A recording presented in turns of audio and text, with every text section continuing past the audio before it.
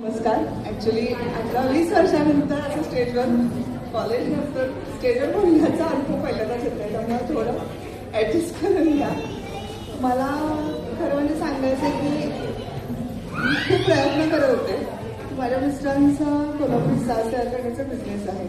मी त्याच्यामध्ये पहिल्यापासून त्यांना हेल्प करतच होते, पण कुठेतरी या सोन्याच्या दराच्या वर खाली गेल्यामुळे मला असं वाटत होतं की काहीतरी साईड बिझनेस करावा किंवा त्याला काहीतरी सपोर्टिंग काहीतरी आपण करावं असं वाटत होतं.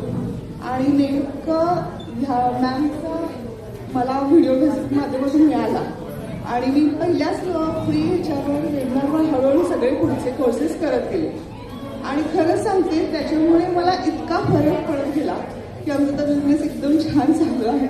आणि स्वामींच्या कृपेनेच मला तुमची भेट मिळाली आणि तुम्ही पण स्वामी भक्त आहात आणि मीही स्वामी भक्त आहे. आणि खरंच मला माझ्या मिस्टरांचे पण आभार मानायचे की त्यांनी मला इथे येण्यासाठी सपोर्ट केला. बऱ्याच वेळेला कोर्स करता करता मला कशाचंही भान व्हायचं नाही.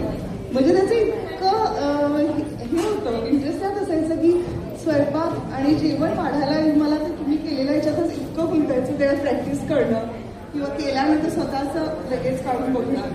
त्याच्यात मिस्टरांना बऱ्याच वेळेला जेवण वाढायला खूप उशीर व्हायचा आणि त्यांनी पण ते खूप ॲडजस्टमेंट केलं. माझ्या मुलांनी खूप इंटरेस्ट त्यात दाखवला. आणि खरंच थँक्यू सो मच ज्योती मॅम, तुमच्यामुळे इथे येऊन. आणि खरं सांगू, एक गृहिणी म्हणून आतापर्यंत ओळख होती आणि मॅमच्यामुळे आता एक न्यूमरोलॉजिस्ट म्हणून आता ओळख मी सगळ्यांना ठामपणे सांगू शकते.